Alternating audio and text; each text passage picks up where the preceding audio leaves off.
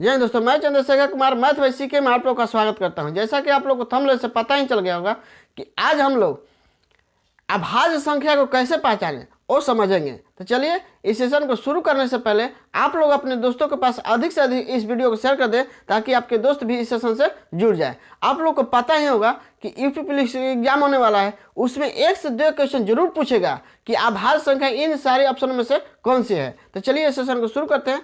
पहले हम लोग कुछ थ्योरी समझेंगे, उसके बाद क्वेश्चन को बनाएंगे। तो चलिए समझते हैं।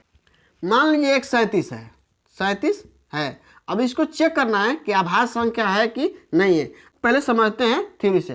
तो देख लेंगे कि इसके नज़दीक जो किस संख्या का स्क्वायर हो रहा है। तो अगर 36 देखेंगे, 6 का स्क्वायर हो रहा है, 36 हो रहा है, यानी कि 36 के नज़दीक 37 है। तो देख लेंगे 6 से नज़दीक की कौन कौन सी अभाज्य संख्या है। तो 2 होगी, 3 होगी, 5 होगी, अब 7 तो नहीं होगी। 2, 3 और 5 से यदि 37 विभाजित हो जाए तो वह अभाज्य संख्या नहीं है। यदि नहीं कटे तो अभाज्य संख्या है। तो हम लोग कैसे समझना है कि यदि 2, 3, 5 से यदि 37 कट जाता है तो अभाज्य संख्या नहीं है, अभाज्य संख्या नहीं है। यदि नहीं कटे तब जाके अभाज्य संख्या होगी। तो देखिए 2 से तो नहीं कटेगा क्योंकि 2 का इकाई स्थान पर 0, 2, 4, 6 और 8 होता है तो नहीं कटेगा। 3 से देखिए 7, 3, 10 होता है। विभाज्यता के नियम 3 का है कि किसी भी संख्या के अंकों का योग यदि 3 से विभाजित हो तब जाके 3 से विभाजित हो जाएगी। ठीक। अब 5 से देखिए, 5 से नहीं कटेगी क्योंकि इकाई स्थान पे 5 नहीं है। तो ये क्या है? अभाज्य संख्या है। ठीक। एक और क्वेश्चन के साथ समझते हैं। जिसे मान लीजिए 97 है।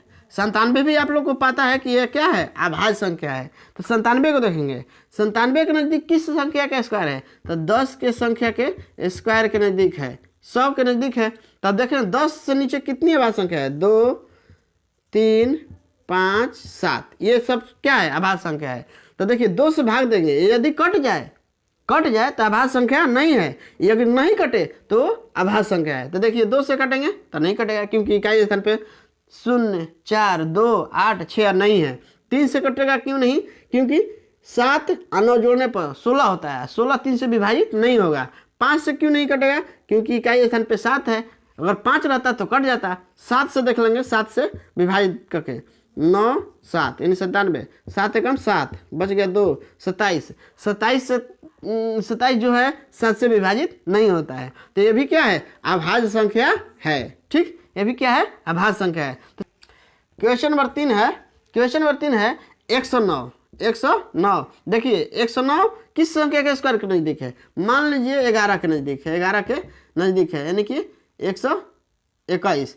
चाहे 10 के भी नज़दीक है, 10 के स्क्वायर के नज़दीक है, यानी 100 के, यानी किसी में से एक ले लीजिए। तो हम ले लेते हैं क्या? 11। चाहे 10 ले लीजिए, 10 के नज़दीक है यानी 100 के नज़दीक है। तो देखिए 100 से नीचे कितनी अभाज्य संख्या है? 2, 3, 5, 7। ठीक, इतना ही संख्या है जो अभाज्य संख्या है। 2 से तो नहीं कटेगा, 3 से भी नहीं कटेगा क्योंकि 9 और 1 10 होता है। 5 से नहीं कटेगा क्योंकि इकाई स्थान पे कितना है? 5 होना चाहिए, तब जाके 5 से विभाजित होगा। अब 7 से कटेगा कि नहीं कटेगा देख लीजिए। 109 7 से भाग देंगे, 7 एकम कितना होता है? 7 होता है, बच गया 3, 39। 7 पचे कितना होता है? 7 पचे 35 होता है। तो ये भी नहीं कटेगा, शेष बच गया 4, तो नहीं कटेगा। ठीक, तो क्वेश्चन नंबर 4 की ओर चलते हैं। क्वेश्चन नंबर 4 है 167। 167 अभाज्य संख्या है कि नहीं है समझते हैं। तो 167 के नज़दीक देखिए कौन सी संख्या का स्क्वायर है? यानी कि 13 का स्क्वायर निकालेंगे तो 100 क्या होता है? 69 होता है, 169 होता है। अब 13 से सबसे छोटी, 13 से कितनी संख्या है जो अभाज्य संख्या है? 13 से नीचे यानी 2, 3, 5, 7 और 11, ये सारी संख्या क्या है? 13 से छोटी है। तो देख लेंगे 2 से तो नहीं कटेगा, 2 से नहीं कटेगा क्योंकि लास्ट में 2, 0, 4, 6, 8 नहीं है। 3 से नहीं कटेगा क्योंकि 3 से नहीं कटेगा कि 7, 6, 13, 13, 14 होता है, यानी कि 7 के 3 के विभाजक में नहीं आ रहा है। ठीक।